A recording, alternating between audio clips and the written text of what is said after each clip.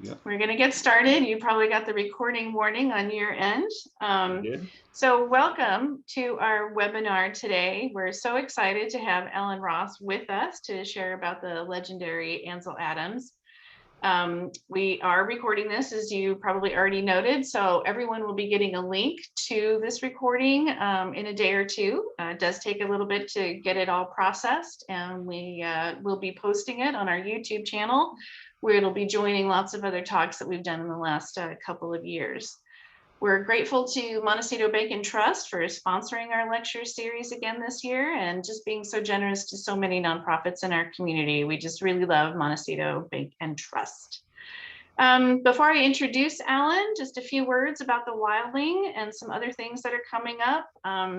With such a widespread of people joining us today on this webinar, there might be a few of you who are a little less familiar than usual with the Wildling.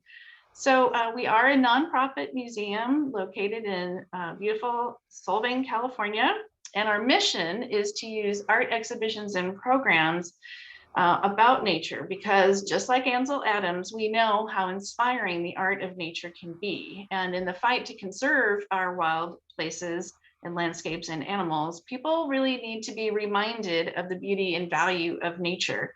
And so that's where we come in. So whether the artists and nature are local to our part of California or further afield, we hope our visitors leave inspired to care about our wild places. Many of you did donate today in joining our lecture, and we thank you so much for that. Our financial engine as a nonprofit is primarily fueled by individual contributions, so we're really grateful for all donations, large or small.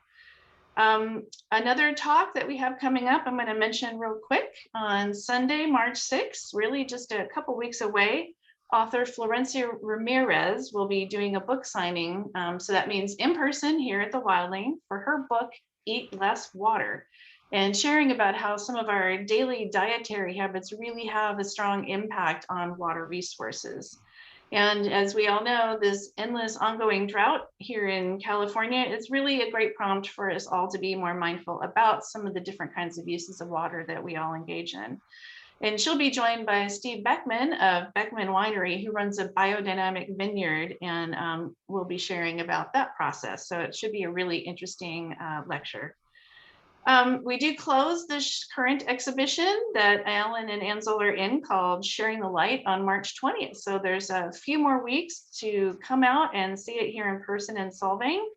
It is amazing to see the work in person. I can't emphasize that enough. It's one thing to see work on posters, prints, art books, but then to see it in person is a whole different experience. And their technical skills and artistry for both men are just truly, truly unmatched.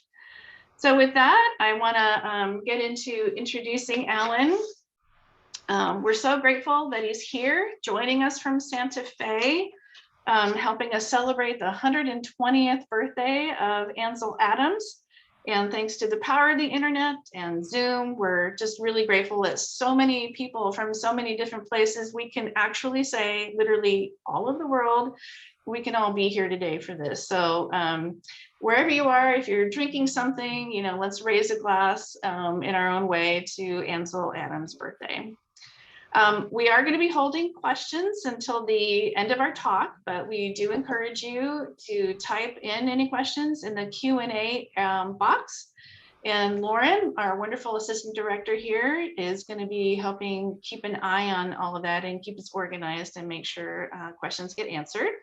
And again, this is being recorded if you just joined us, and it will be shared on our YouTube channel, where lots of other wonderful stuff is also there after the talk, probably in a few days. I do want to acknowledge that the whole reason that we were able to do this amazing show at all is because of human connections, and a former board member, George Rose, who's on our talk today, he knew Alan. George is also a professional photographer, and he had suggested to me that maybe he could reach out to Alan because Alan's an amazing photographer, and by the way, has some Ansel Adams prints. And we said, yeah, sure, please go pursue that.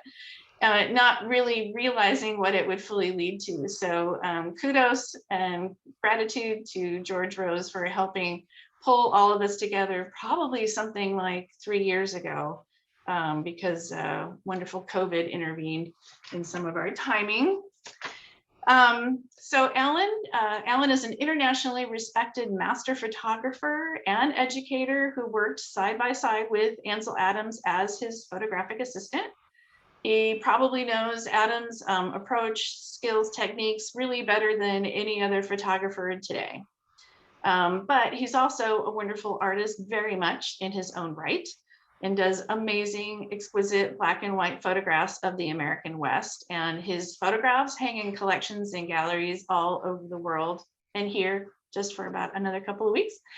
As an educator, he specializes in helping photographers at all levels and using all kinds of different formats and styles so that they can realize and express their photographic vision.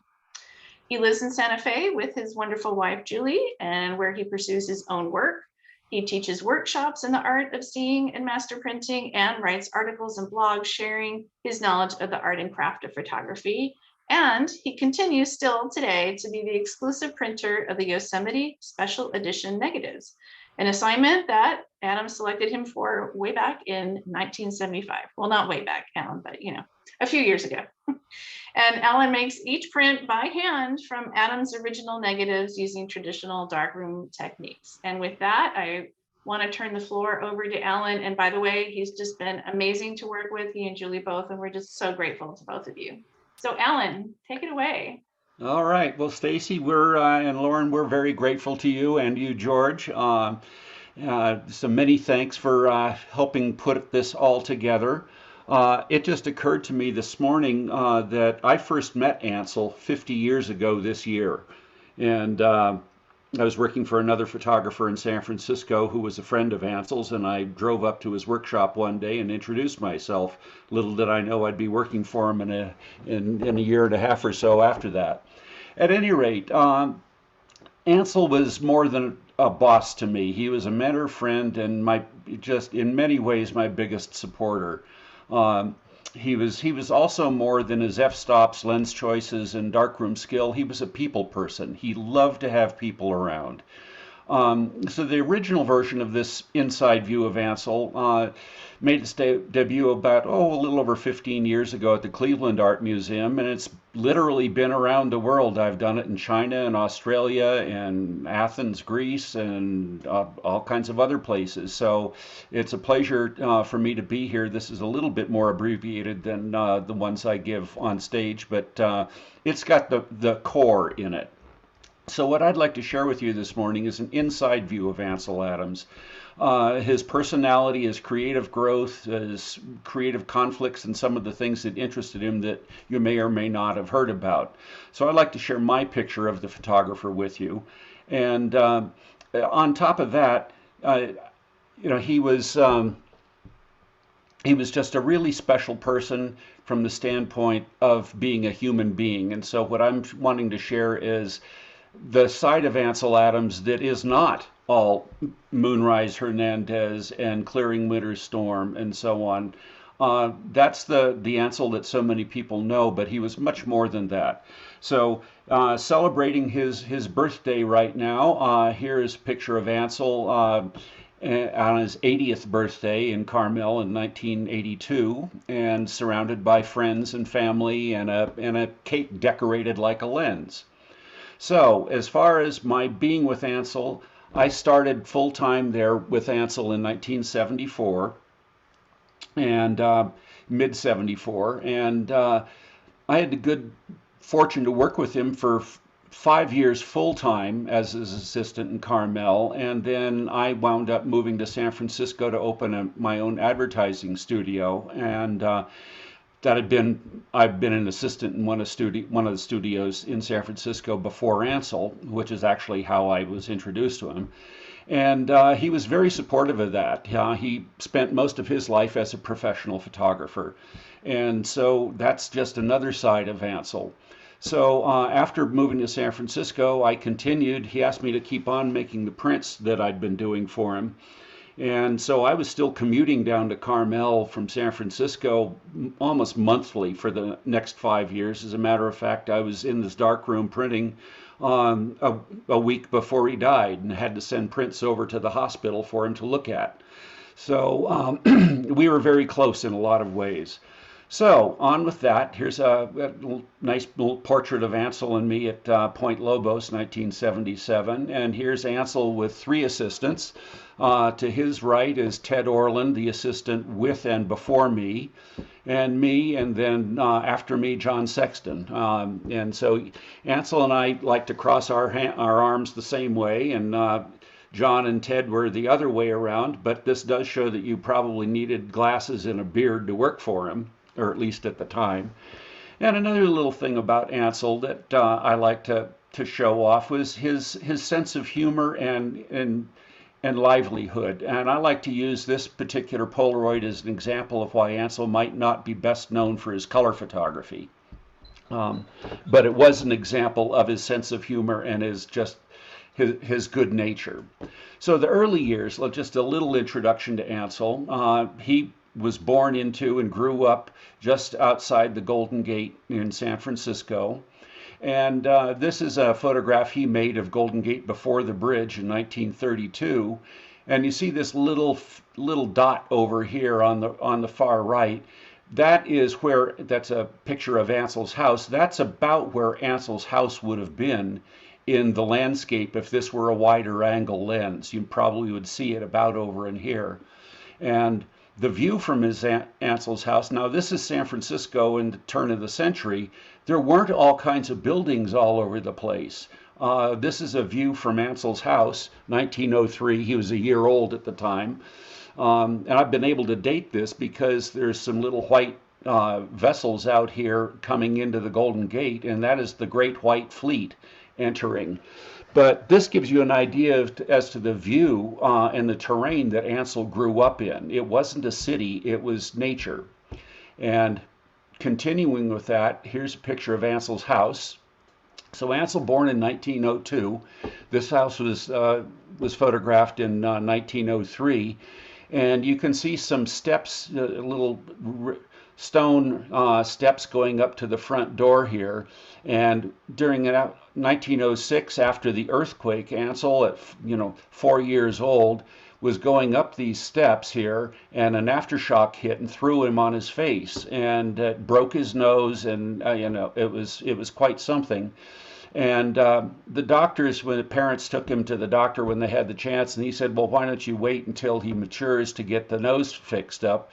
And Ansel liked to say, well, of course I never matured because my nose never got fixed. It looked over his left shoulder for the rest of his life. And this is a photograph by Imogen Cunningham with the purpose of showing his left-looking nose. Ansel was a very complicated child. He was super energetic, hyper energetic in many ways, and he wound up getting sick as a young boy or early teens, and spent quite a bit of time out of school. And actually, it's another story. He washed out of school fairly early in his years, and while he was ill, he read up on Yosemite, and this place called Yosemite. And when he started feeling better, he talked his parents into going to Yosemite for a summer visit. And at that time, Ansel's father gave him a box brownie. So we have Ansel here with his box brownie. And this is about the same time as when he made that first trip to Yosemite. And in Yosemite, this is his very first roll of film here.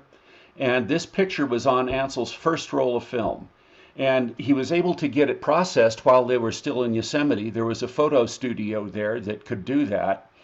And so when he went to pick the film up, the gentleman at the counter said, well, here's your film and your pictures, but I'm curious as to why this one particular photograph was upside down on the roll of film. And Ansel thought about it for a minute or two, and he said, well, I guess I was sitting on a stump and it broke, and I must have clicked the shutter on the way down. So for Ansel Adams, making a decent photograph is as easy as falling off a log.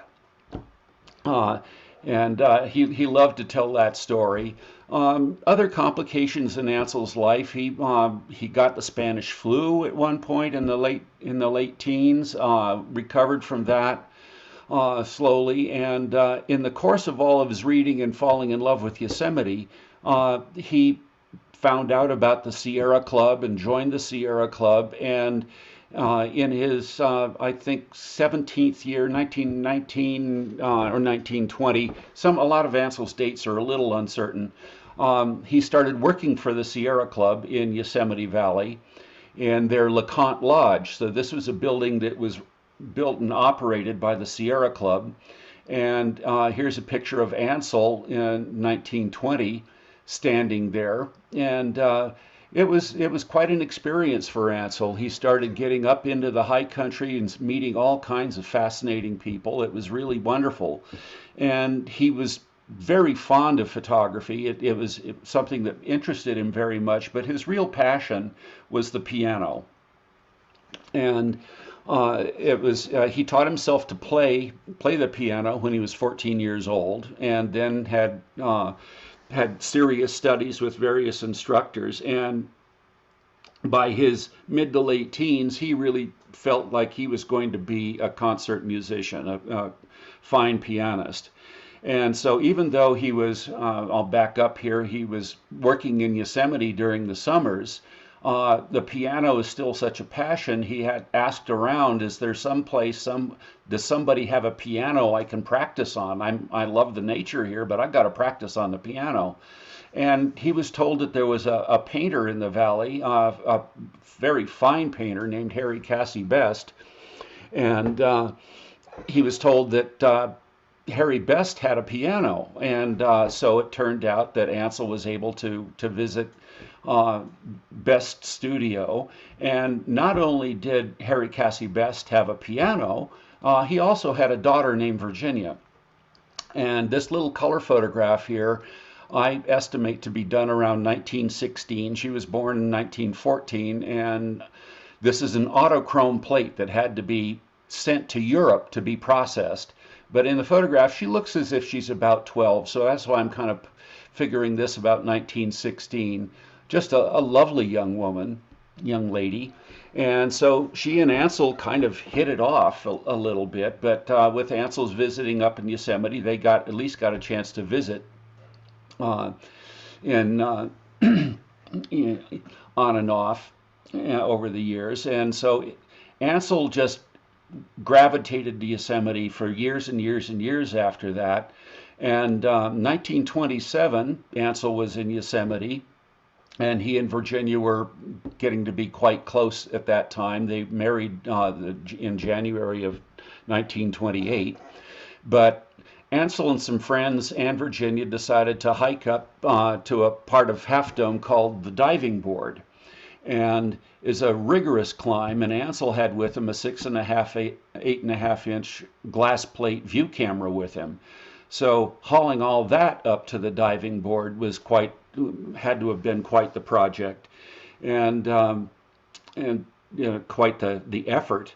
But that was Ansel. He was full of energy in his younger years, and still full of energy when I was working for him.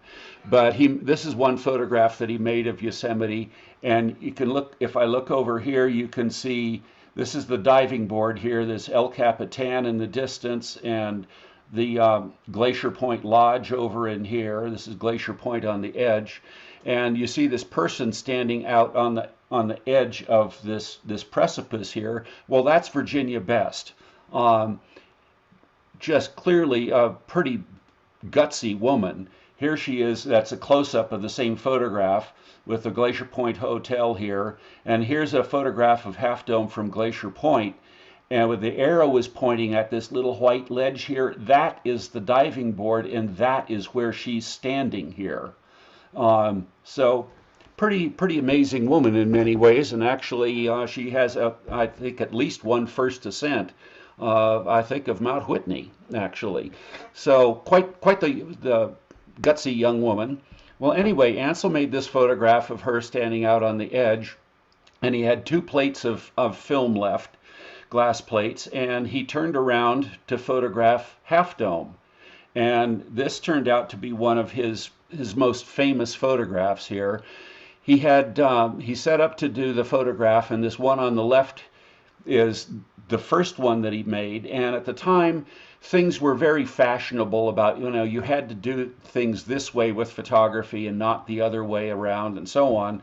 So photo tradition had it that he ought to use a strong yellow filter to photograph, to darken the sky a little bit and give it some mood. Well, he did that, but then the scene started eating at him, and him thinking, there's more of a mood to this than I think that filter is going to give me. And so what he did is he dug out a very strong red filter and put it on the camera, and with his last glass plate, he made one of his turning point photographs, Monolith, the Face of Half Dome, April 1927. And it's a gorgeous image, but this was a turning point for Ansel. This is the first time where he had really intentionally kind of broken the rules in making a photograph. He was making a photograph, not recording a scene. And this gave cause to his concept of visualization, seeing an image the way you feel about it rather than what is in fact in front of the lens. And so around this same time, a friend of his, photographer Cedric Wright, introduced Ansel to a rather important insurance broker in San Francisco, a gentleman named Albert Bender. And this is a photograph Ansel did of Albert, and showing the way he wound up ultimately cropping on the film. So Ansel, had a whole lot of extra stuff in the picture, and he decided to crop it down and make it the way he wanted to see it. But Albert Bender was a very, very important person in the arts. He was very well connected to the arts and to the elite of San Francisco society. And he was very sensitive to creativity, including artists like Diego Rivera and Mary Austin, authors. And so Albert Bender essentially became Ansel's first patron. Ansel showed him some of the photographs he'd been making of Yosemite in the High Sierra, and Bender suggested, well, let's do a portfolio of them, a collection of these images. But at the time in 1927, photographs weren't considered art. And so if they decided to say, here's a portfolio of photographs, nobody would have been interested in buying them. They're just records. They're just, it's just technology. And so Ansel, and I'll get to this a little bit later, but he was able to read and write Greek through some of his private studying. And so instead of calling it a portfolio of photographs, he coined this sort of quasi-Greek word, parmelion prints. They were actual darkroom prints, but they didn't call them photographs. And so Albert Bender said, this is wonderful, and got on the phone and started calling his very wealthy, well-known high society friends, saying, my friend Ansel Adams is doing this parmelion print edition of images. It's absolutely wonderful. I'm buying several copies. How about you? And before the prints were actually all made, the so-called edition that they'd planned to do was entirely sold out. Well, Albert Bender's patronage didn't stop there. As I mentioned, he was very well connected to the elite of San Francisco society and the artists, but he was also well connected to artists around the Southwest, especially in Santa Fe and Taos, New Mexico. So Bender talked Ansel into going to New Mexico with him in 1927. And Ansel did that and was introduced to a woman in Taos, Mary Austin, and we're Mabel Dodge in Taos and Mary Austin in Santa Fe. And Mabel Dodge was a wealthy heiress from Buffalo and in New York, and her hobby was collecting writers and artists and having spirited parties for the likes of D.H. Lawrence, Marston Hartley, John Marin, Georgia O'Keefe, Paul Strand. So it was quite the deal there. And Ansel was very soon to be welcomed into this little elite collection of artists and authors in Taos. But what's interesting is in, you know, with Ansel's passion for the land and love of the outdoors and so on from the Sierra, uh, he goes to New Mexico, and as far as I can see, he didn't make a landscape photograph here in New Mexico until 1933. Instead, starting in 1927, he was photographing Native American celebrations, dances, and so on, um, doing portraits of the local people. This the husband of Maria Martinez, a famous San Ildefonso potter.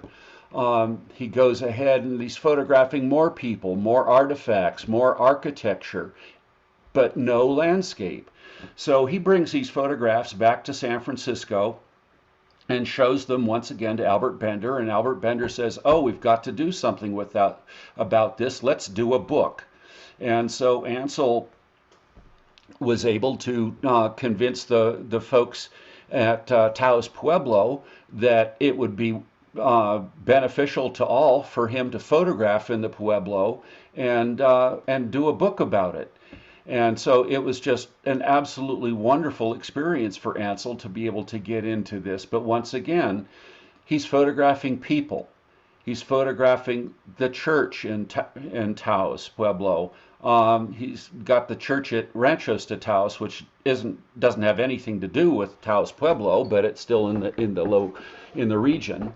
And then in 1930, he's been to Santa Fe and Taos several times. And in 1930, he in Taos at Mabel Dodge Lujan's house. She married the governor of Taos Pueblo. He meets Paul Strand, who was there for the summer. And Strand was photographing all over the place, but he wasn't doing any printing.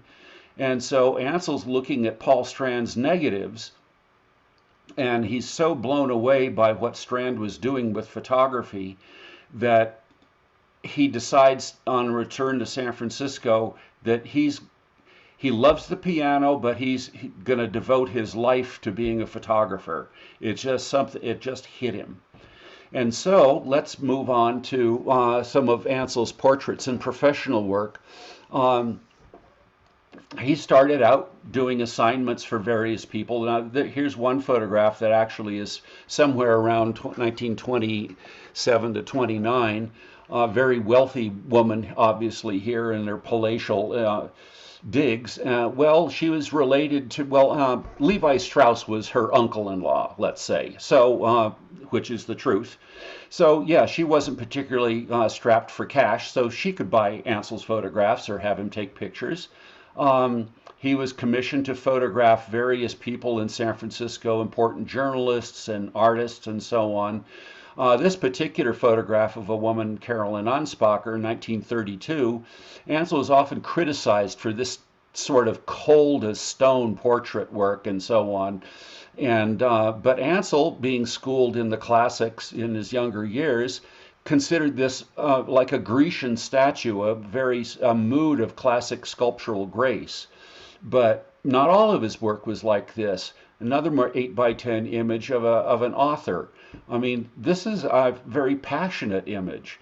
A photograph of Jose Clemente Orozco, a Mexican muralist at a New York gallery in 1933.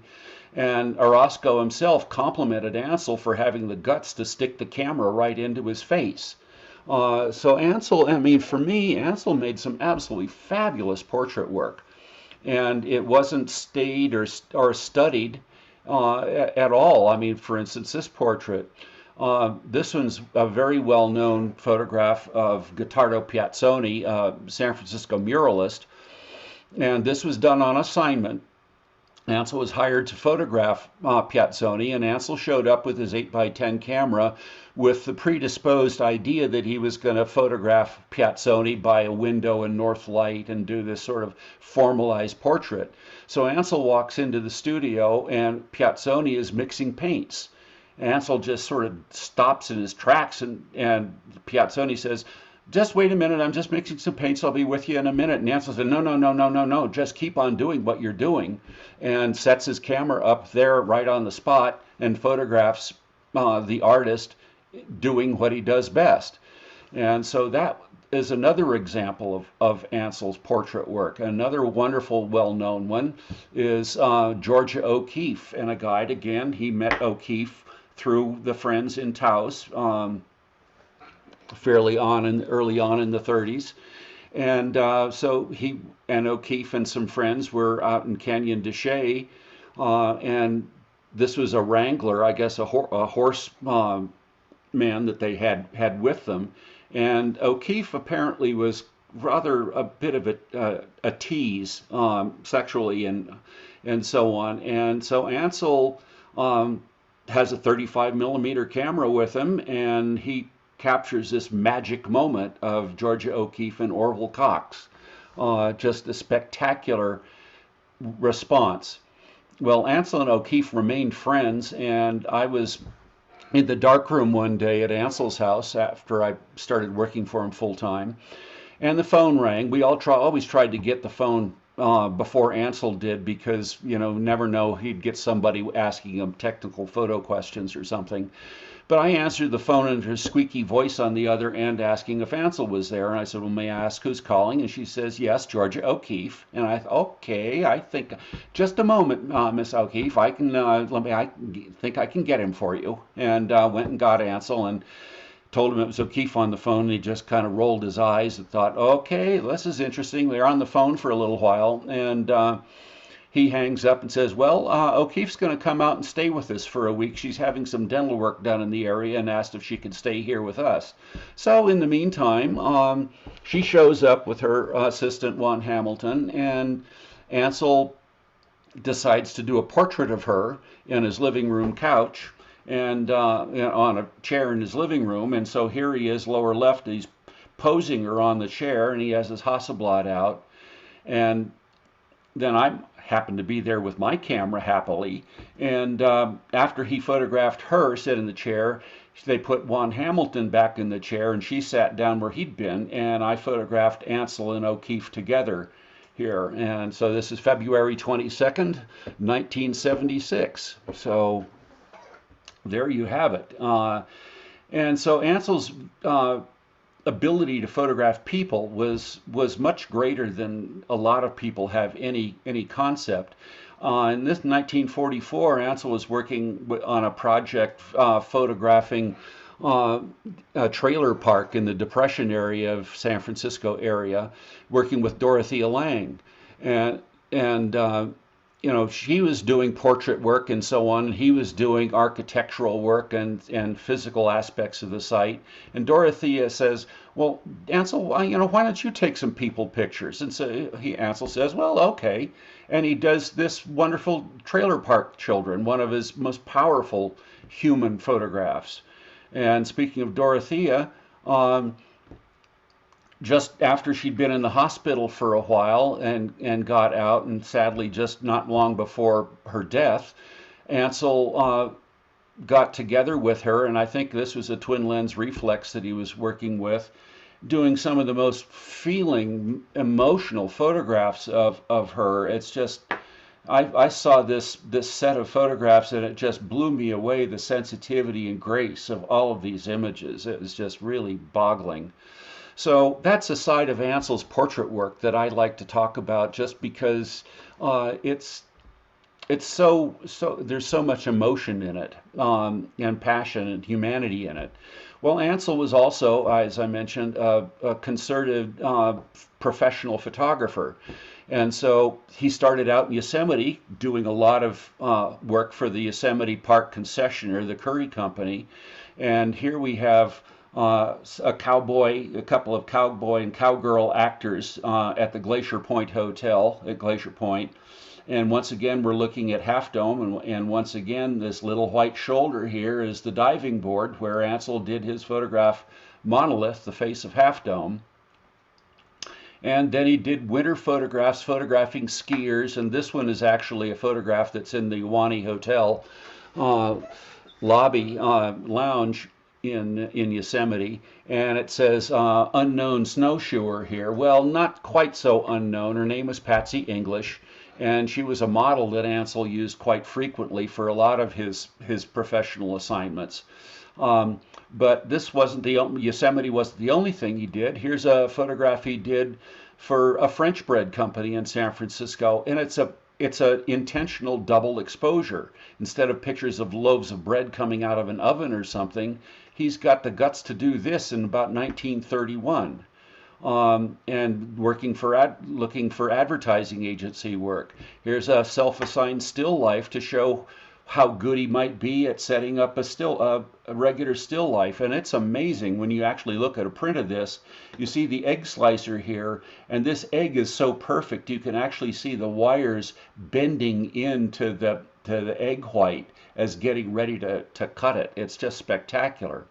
In the 50s, he's still doing commercial work, working for IBM, doing technology, and Ansel loved technology, so he was clearly excited about this, and photographs of transistor assembly.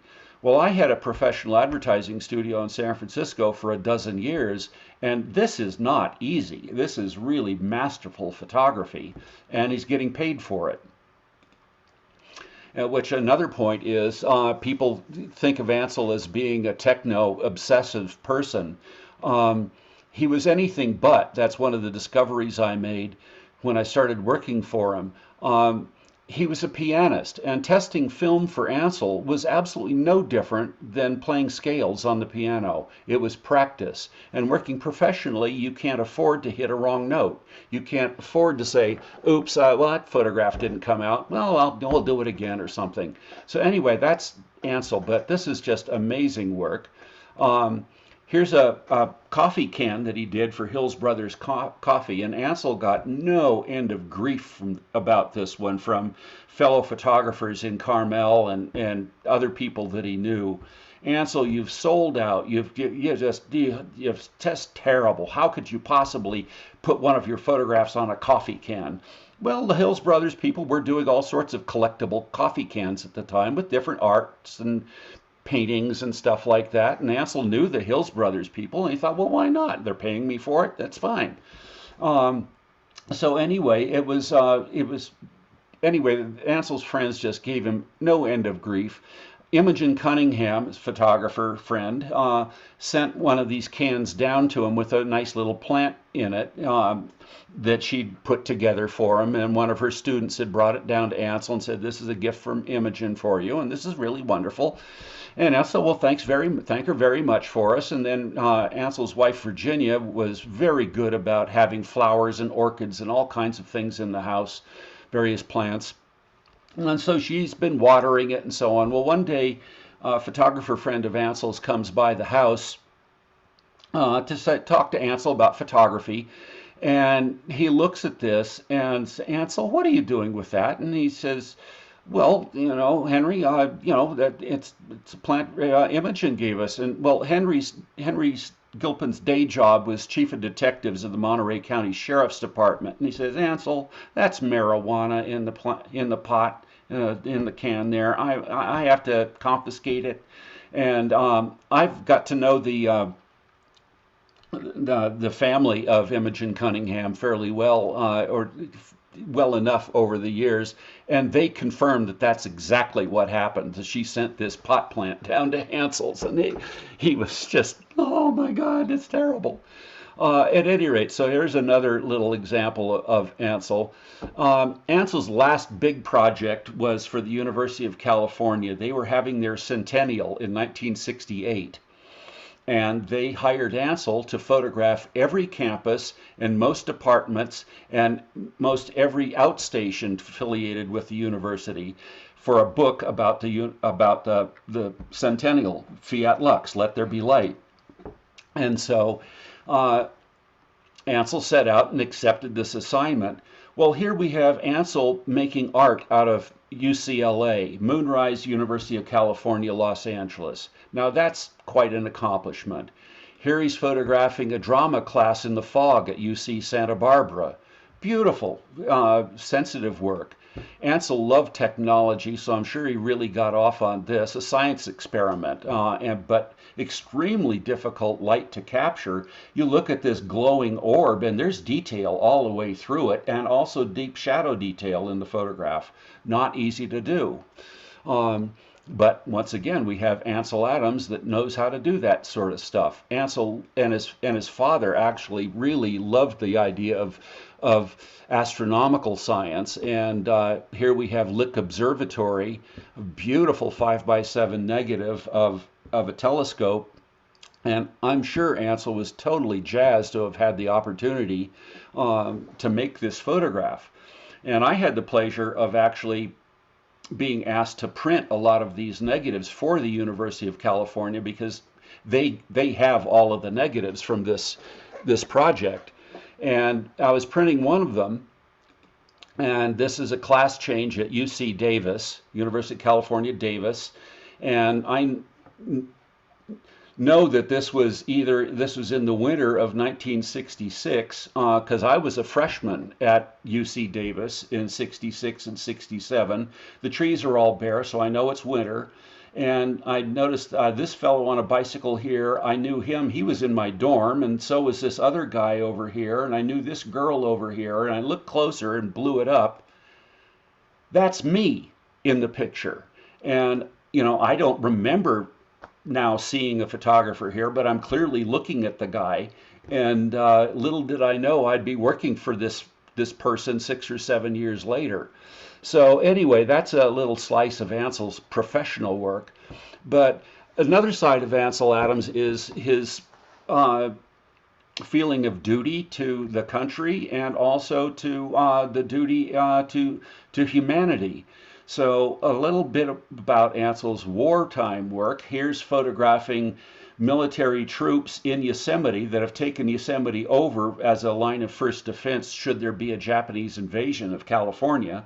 So we have groups, all these people that drive through tree in the large redwood groves from Inspiration Point here. They call it Tunnel View now, but it'll never be Tunnel View. It's always Inspiration Point to me. And then down in the valley with Half Dome in the background, and then up at Glacier Point with Half Dome and the Tenaya Valley here, and so on. So he did quite a bit of work for the government and military during World War II.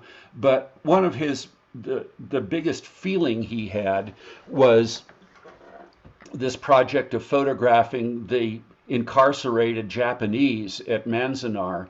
And this book, he self-published this book, Born Free and Equal, being so upset with the lockdown that actually happened, years ago yesterday. Pictures of, just the austerity. It's Mount Williamson in the background, and Ansel's favorite boulders that he photographed with Mount Williamson. That photograph was made just right out here in the foothills below the mountains.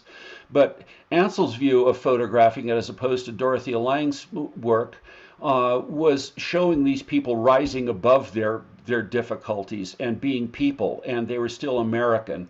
This little girl, Louise Nakamura, and this picture is in the book Born Free and Equal, but I got a chance to print a bunch of these negatives that were at the Library of Congress now, and it explains her little pursed lips here.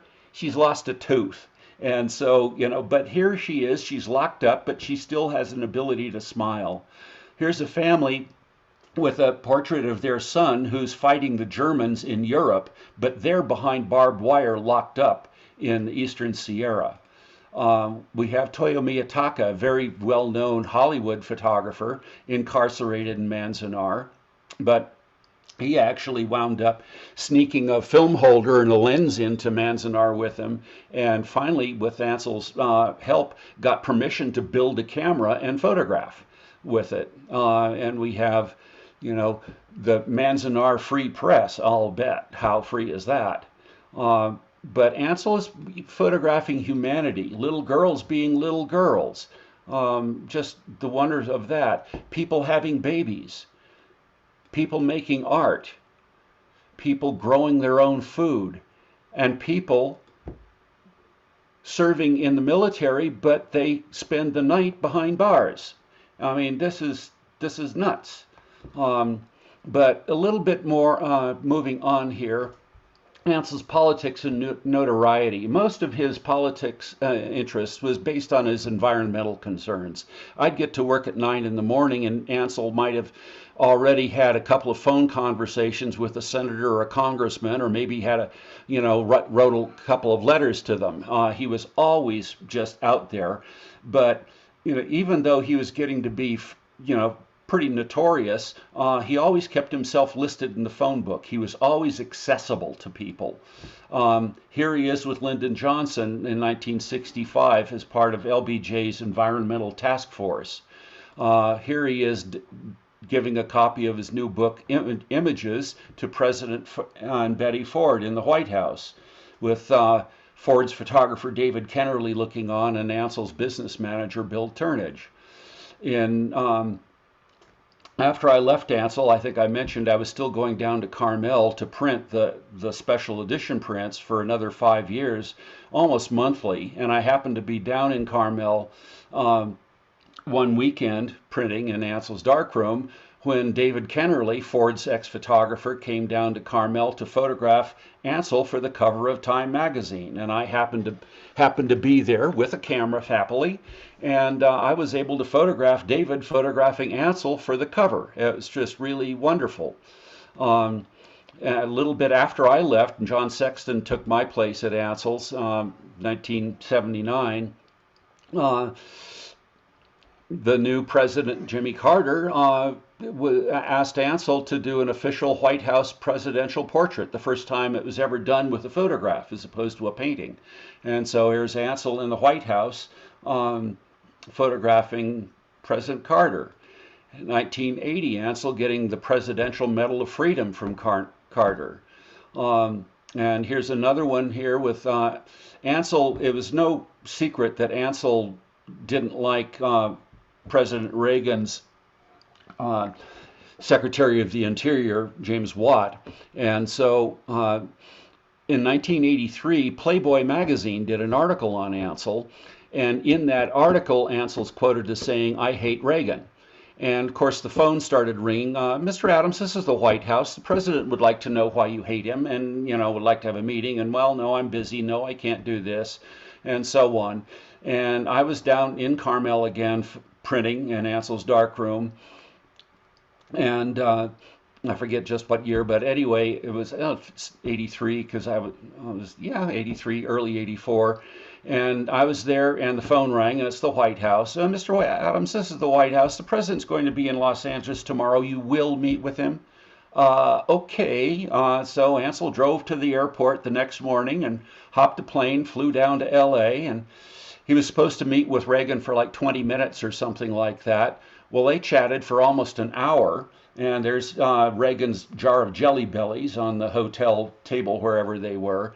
And I was in Ansel's kitchen in Carmel when he drove home that evening. He opens the door and comes in and says, "The president's a very nice man. He'd make a wonderful neighbor." But they never did quite agree eye to eye on the environment.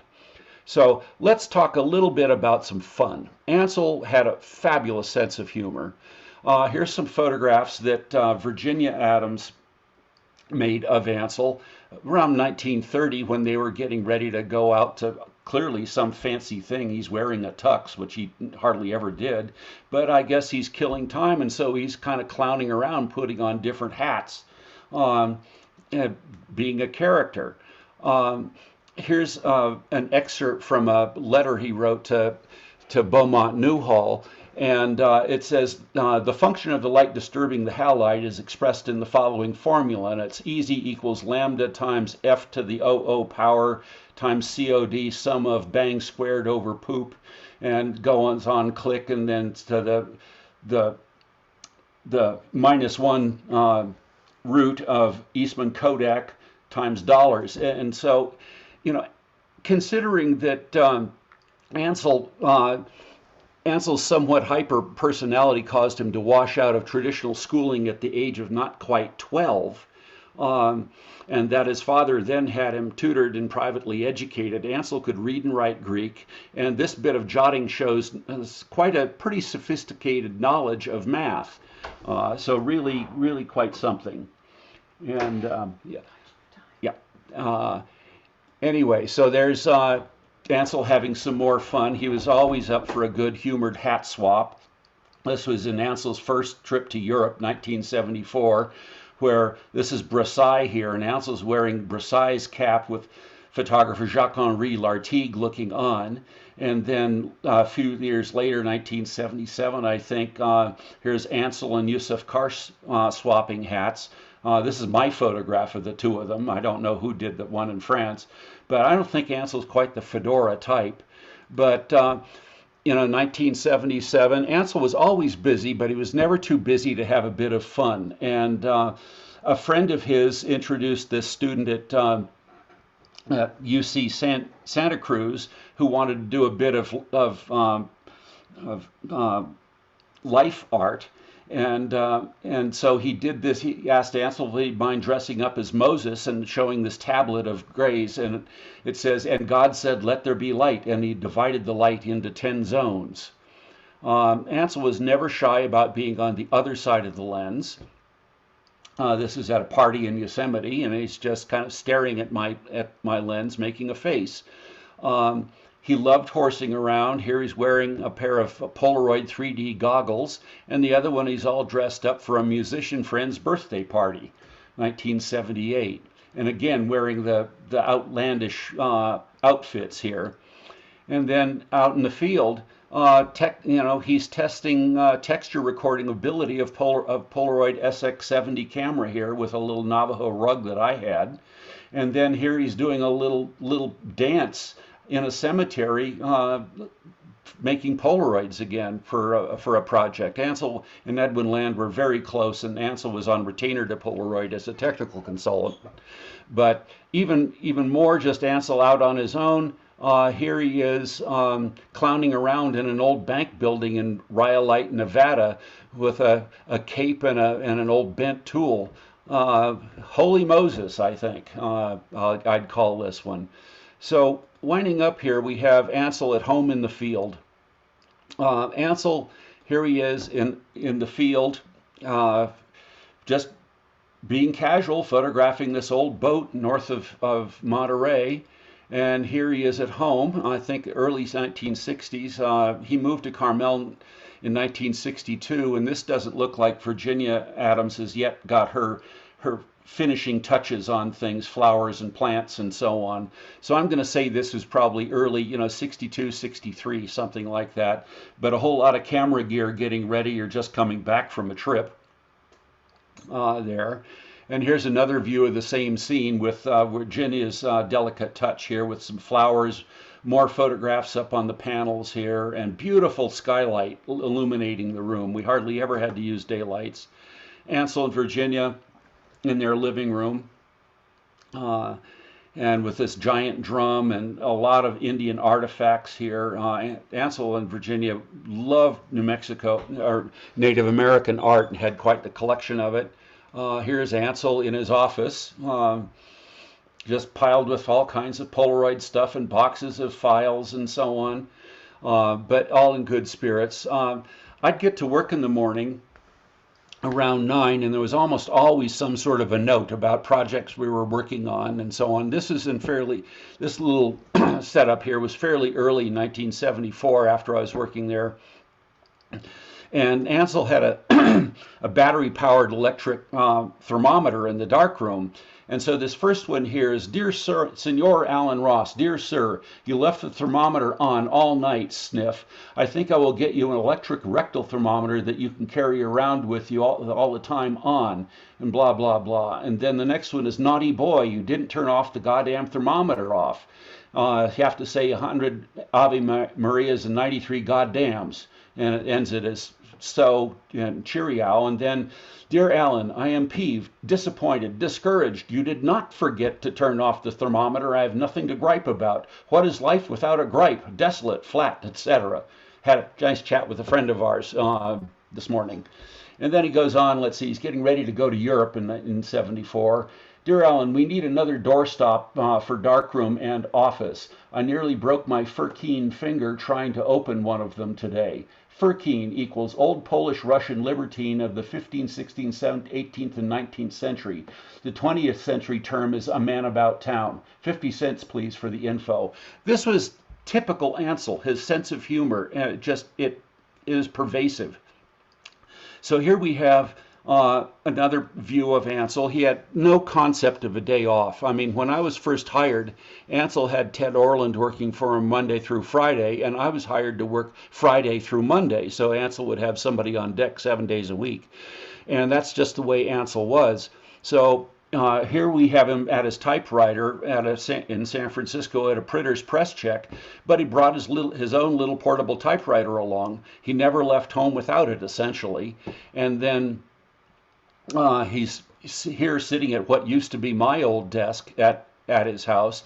But one morning when I was down there to do some printing, he wasn't feeling well enough to get up and get dressed, but he was feeling well enough to sit and work on his autobiography with his new word processor.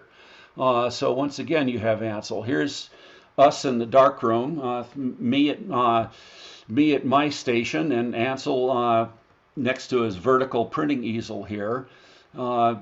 Wonderful photograph by a fellow that was helping us out there with some proof printing, Mark Gady.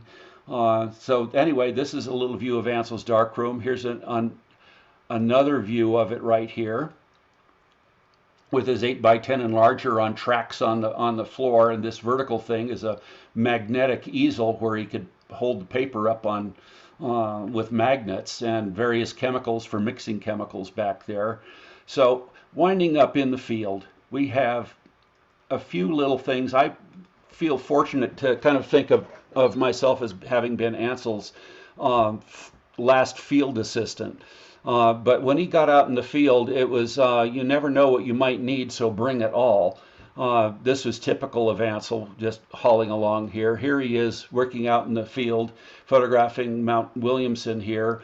And the purpose of being up on top of the car, it would let him photograph this landscape scene here without including the road in the foreground. So standing on the car was really good. Here he is having camped out on the road up to Mount Whitney with Owens Dry Lake in the background and haze, and heaven only knows what he was cooking. He was certainly no James Beard. Here's Ansel and me in Yosemite and near Tucson photographing, making Polaroids for his last portfolio, Portfolio 7. As I mentioned, Ansel and Edwin Land were very close, and Ansel's last portfolio, you wanted an original out-of-the-camera portfolio Polaroid to go in each copy of the portfolio. So we spent months driving around looking for art. Here's Ansel at Upper Inspiration Point making a photograph, and this is the Polaroid that he made at that particular moment. You know, how beautifully seen. And amazingly, we were up at Inspiration Point twice that day, in the morning and in the afternoon, and here we are with nobody else standing around. That was a kind of a magical time. Here we are, I'm driving down the road. I tried to do as much driving as I could so Ansel could just look. And we're driving along saying, he says, whoa, whoa, whoa, slow down. And I'm thinking, what in the world is he looking at here? Just a bunch of rocks up on the hill. Well, he told me to get the camera out with a certain lens, and there he pulls out this absolutely lovely little portrait of some rocks and clouds. North of San Francisco, we're out near the Bolinas Lagoon, and I'm driving along again, and he says, whoa, whoa, whoa, slow down. I'm thinking, what? There's just a bunch of sticks in the mud. Well, he hops down, and you can see him using his hands to frame the photograph in his eye, and you can also decide what focal length lens you want using your hands like this, or a viewing card. And so I'm up behind the car, and he looks up to me and said, Alan, get the camera out with the yada yada lens. And I bring it down to him, and he makes this beautiful photograph that's so beautifully arranged, with a little wire coming down out of this post and another post centered between it. It's just beautifully seen. That's the way Ansel was. We had the opportunity to do a few fun things together and photograph some scenes that I had already photographed previously. We're up in California near Bodega Bay, and I knew of this old road that I'd photographed. This top left photograph is my photograph that I made in 1973. I didn't start working for him full time until the middle of 74, and this is 1976. So I tell him about this road, and he says, "Oh, let's stop here." And so he does this tree here, but just a beautiful view of this fence and the tree. And then we were in Yosemite the same day that I did that one at Inspiration Point. I had done, this is a photograph I did of the heating oil tank in Ansel's own backyard in Yosemite behind the Ansel Adams Gallery. So that morning, Ansel gets his camera out. Behind Ansel's shoulders here is the old family house in Yosemite, and here's the heating oil tank. And Ansel does a Polaroid detail of the abstract and then presents it finished upside down. He liked the way that the patterns look better this way than the way they did in real life. So that's kind of the Ansel, and that's my little view of him in the different Ansel Adams. I can't be done with this last bit of the talk without including at least another one of his landscapes. We had Monolith Face at Half Dome, and here we have Winter Sunrise of Sierra Nevada from Lone Pine. And happy birthday, Ansel Adams. Here he is at once again on his 80th birthday, and a friend in St. Louis had this chocolate moonrise made as a birthday present for Ansel. This is a cake made out of chocolate with the frosting depicting moonrise, and Ansel's wearing his Legion of Honor of France medal here, and just having fun. That's the way Ansel was, and that's who I love. So still today, every time I put one of his negatives in the enlarger, it's like getting together with an old friend. And I've run a little over my allotted time, but here we are. Bravo, Ellen. Thank you so much. That was just incredible. So special. And well, it's hard for me to stop talking about Ansel. I can understand why. Absolutely. So Lauren, do you have some questions that you want to share? I do. First of all, I just wanted to share, I mean, there have been so many thank yous and former students and folks from all over thanking you, Alan. And I know Stacy and I speak for them as well. It's just been such a pleasure to work with you and hear your incredible stories. They are awesome. And we could listen to you all day and not be bored at all. Thanks so much. It's my pleasure. And so I'll start with Jerry Mathewson asked, wasn't one of Ansel's first paid jobs taking photos to be printed at the Awani or on the Awani menus? My mother, born in 1918, kept her menus with Ansel's photos featured from the Awani when she was a little girl. I took them to the 2 workshops when I was an assistant, and Ansel signed them for me. He really enjoyed seeing them, and I now have them framed. Thank you for a great presentation. I don't know if they were some of his first things, but he definitely did an awful lot of work for the Curry Company and for Yosemite, the Yosemite concessionaires, and yes, he did do photos for the menus and all kinds of things. So great! I'm glad you got a couple copies of those. And then several questions. I got a few before the talk as well about technology and what Ansel's thoughts would be today. David Berry asked, what type of camera do you think Ansel would use today if he were alive? Well, I'll use myself as an example.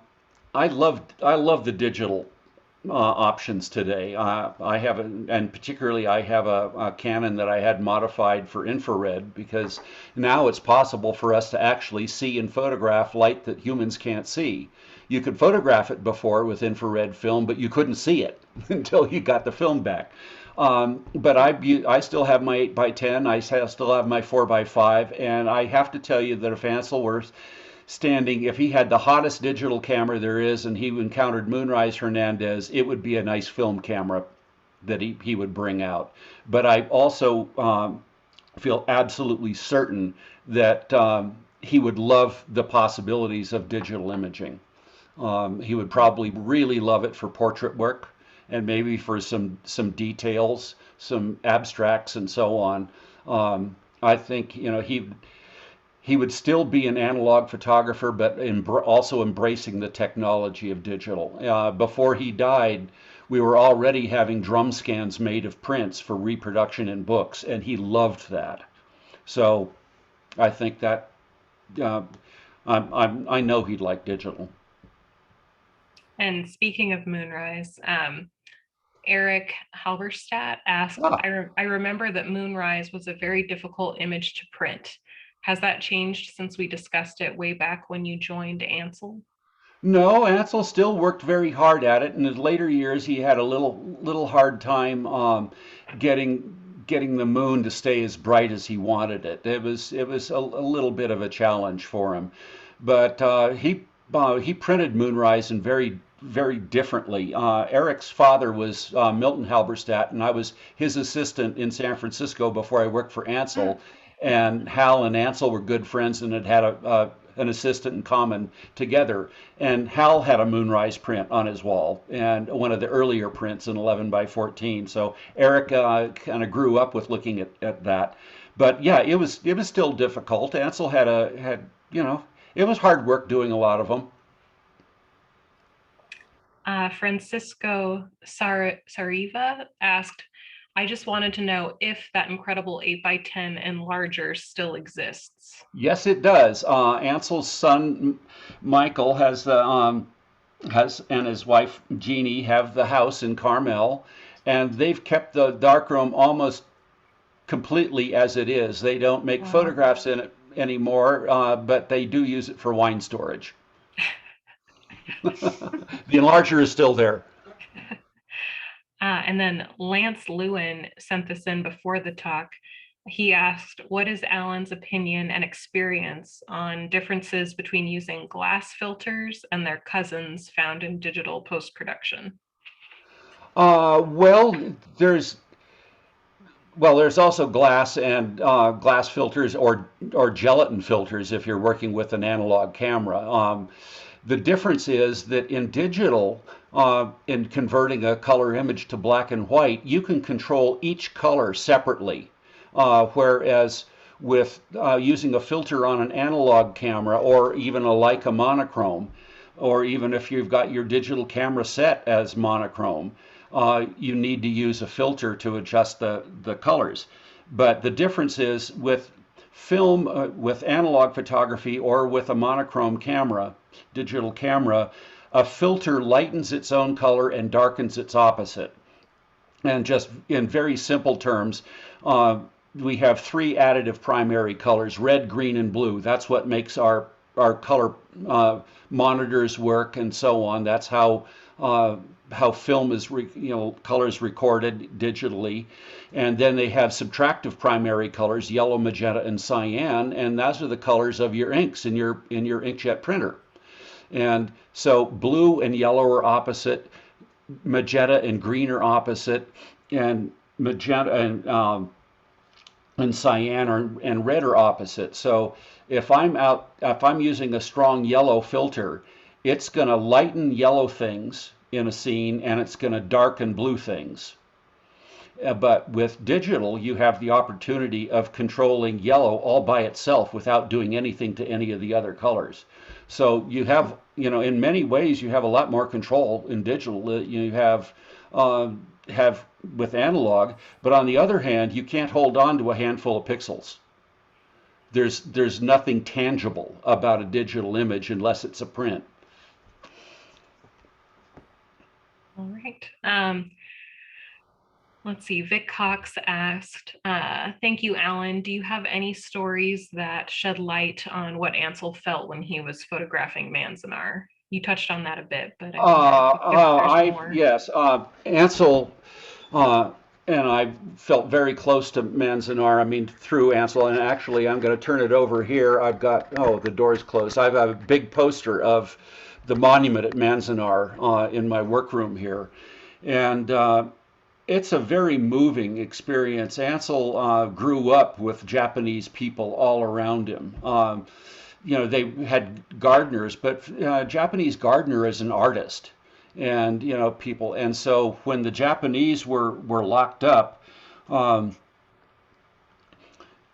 Ansel just was very upset, and so it was a very heartfelt thing that he took upon himself to do the book Born Free and Equal. And in the last year, I had the great pleasure of reprocessing all of the photographs for that book, and it is now available for purchase as a facsimile. It's exactly the same layout, the same text, the same everything, just with much better reproductions, and it's available through the Eastern Sierra um, uh,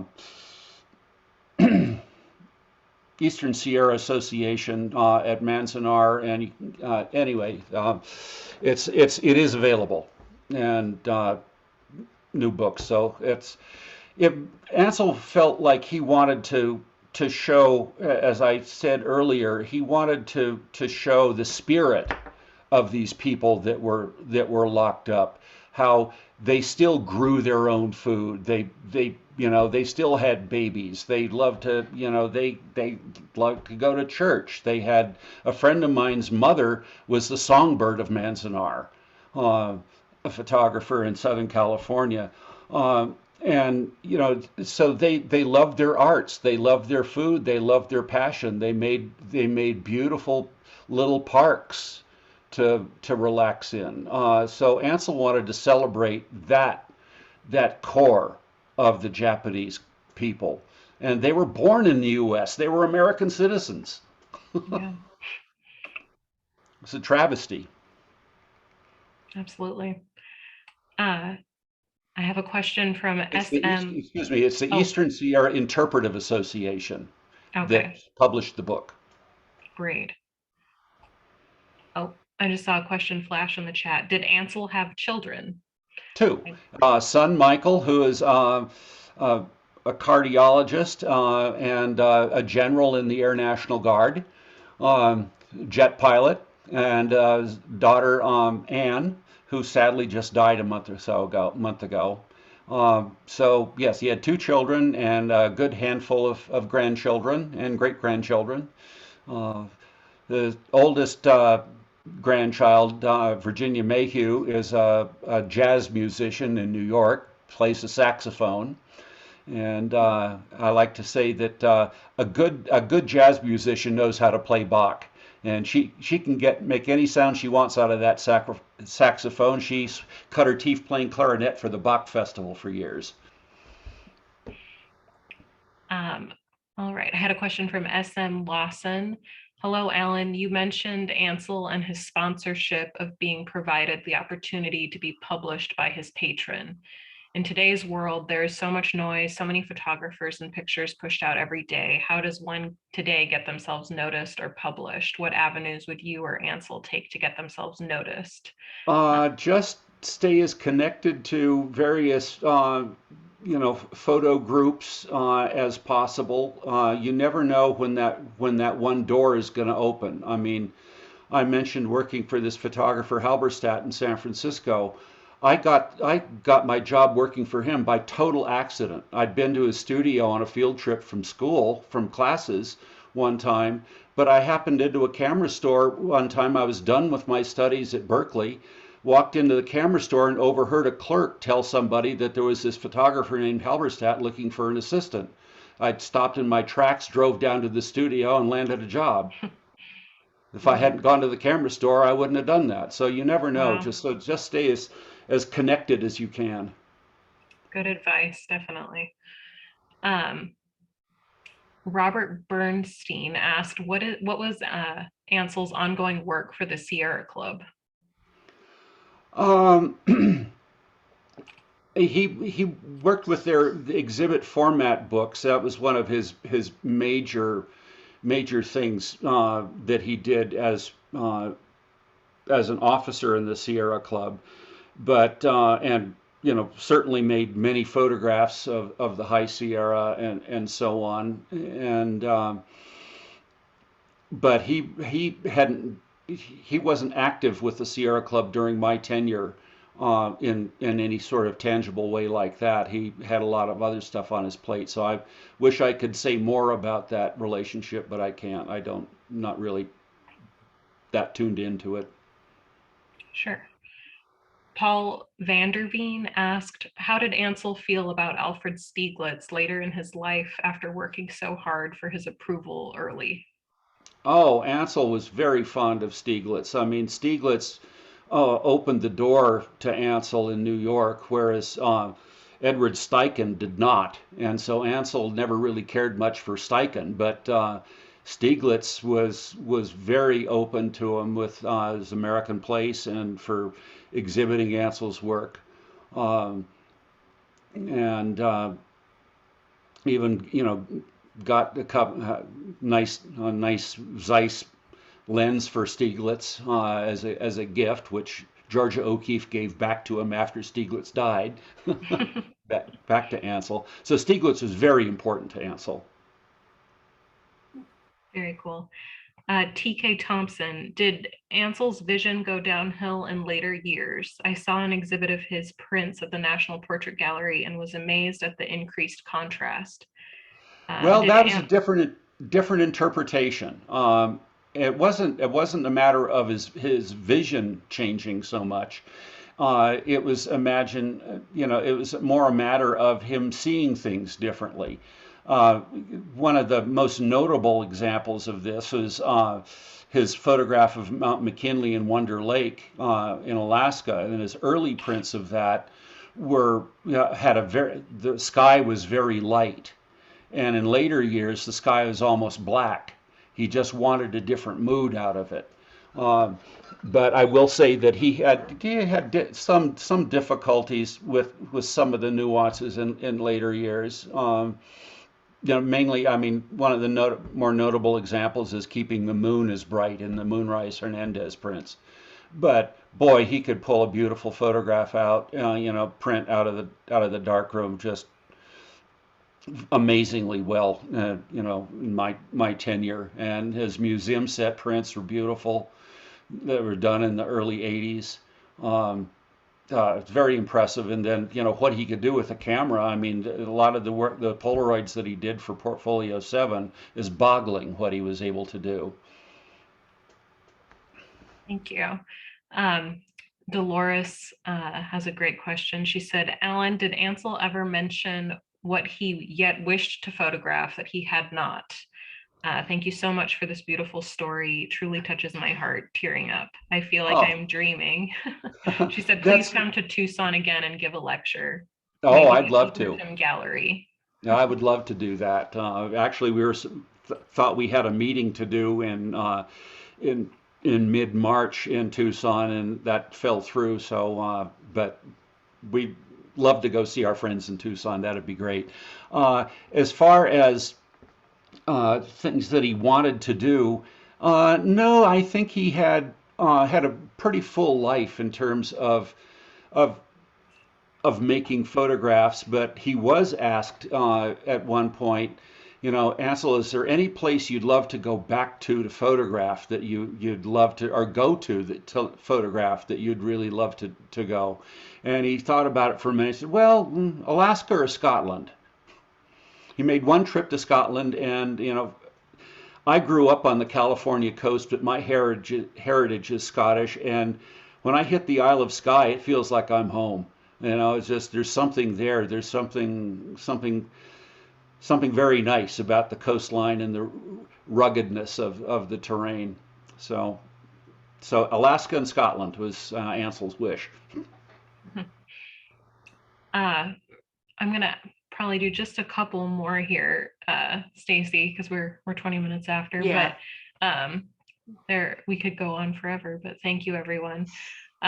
Francisco asked, is it true that Ansel built an 8x10 and larger with multiple little lamps to control the zones of a print? Absolutely. That was the big enlarger that I showed you earlier. And originally, that was built with a bank of 50, 64 small light bulbs in the back of it, each one on its own switch. And so if he wanted to give an area of an image less exposure, less light, he could just turn off a couple of light bulbs in that area. Um, but by the time I'd been there for a while, actually in printing Mount McKinley Wonder Lake and darkening that sky, the exposure was on for so long and just giving it so much, the heat inside the enlarger broke the heat absorbing glass in the back. Um, and So after that, I had a cold light head made for him. Basically, I went to a neon tube shop and had him make a mold of a white neon tube, and I built a box for it and stuck it in the back of the enlarger, and that's what we used for the rest of my tenure there. Well, no, he had wound up getting a very fancy cold light head made, but it lasted us a couple years. Wow. I think this is a good last question that just came through from Henrique. They said, what were some of the most important things that you learned from Ansel working so closely with him as a photographer? Also, I loved the portrait work of his you showed. Did his ways of photographing change a lot when photographing people? Many thanks and cheers from London. Ah, well, Ansel was a very social person. He loved having people around, so it was very easy for people to feel relaxed uh, with Ansel making a photograph. And so most of his portrait work, had a rapport. It was a very, interactive relationship with whoever he was photographing, and so that worked out really, really quite well. Um, and you had a first part of that question. I slipped my mind here. They were asking, what were some of the most important things you Things learned that I from got from working him with him? was to not be totally obsessed about technique. I mean, like I said, Ansel was not a techno fanatic. He was a musician. He just didn't want to hit a wrong note. And if you're out there and if he made a lot of very ordinary images, and that's what kind of shocked me when I first started working for him. But it also shocked me and made me feel wonderful that it didn't bother him one whit. It was a learning process. If he made a mistake, he learned something from it. And he loved experimenting a little bit. Just uh, it was just his his sense of ease on things really was very important to me. I mean, he loved cracking jokes. He never I don't ever really recall seeing him angry. He would be upset with some environmental issue or whatever, but I don't recall ever seeing him angry. Um, that was really pretty neat. It was just he was great to be around all the time. He'd make a mistake and start laughing at himself. So Ellen, this has been so wonderful. We're so grateful to everybody for all your wonderful questions on all kinds of different topics. Penny, my predecessor, is in the chat and mentioned that many years ago when we used to be in Los Olivos, we did display the museum set that his daughter Anne lent us back in the day. So yeah. I have no idea if that set's available anywhere or would ever be available again. I imagine it's been kept in the family. I don't know, but Yeah. that was my giving this talk in Athens, Greece, is because Anne loaned her museum set to the Benaki Museum in Athens, and they flew me over to do the talk, and that was great. I bet. I'm sure it's made the rounds around the world. And Yeah. we're so grateful to you, Ellen, for lending what you've brought to us and your own work, which is so amazing. And again, thank you to everyone for being here. Lauren, great job helping out with all the questions. And just thank you guys and have a great evening. Yeah. It's Thank been you. my pleasure. Thanks. And we'll have a recording available within the next couple days. So stay tuned. Yep. All right. Bye. Bye.